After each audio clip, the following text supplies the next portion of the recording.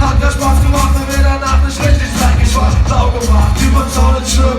Wir haben geklaut wie die Rahmen früher Gegner. Jeden Tag zum Bootplatz, Könige der Straße. Autoreifen, Plattmauer, ich schwöre dir.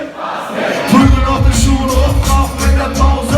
Keiner von uns war von Sonnenuntergang zu Hause. Wir waren die coolsten und träumen von gar nichts. Dafür war keine Zeit, so was wie Langeweile gab's nicht. Lebst oder lass es, alles dazwischen, den gibt's nicht. Es geht einfach uns scheißegal, ob Dorf oder Riches. Woher du kommst und welcher Schuh war damals nicht wichtig. Und wenn du heute anders bist, Digga, dann fick dich. Lebst oder lass es, alles dazwischen, den gibt's nicht. Es geht einfach uns scheißegal, ob Dorf oder Riches. Woher du kommst und welcher Schuh war damals nicht wichtig. Und wenn du heute anders denkst, Digga, dann fick dich.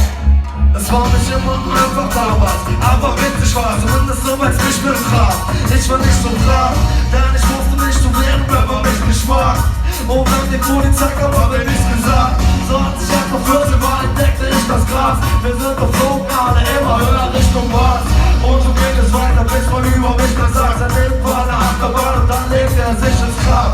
Wenn ein Durchbruch, was gewollt hat, traf man sich kurz mal ohne Fußball auf dem Bolzplatz.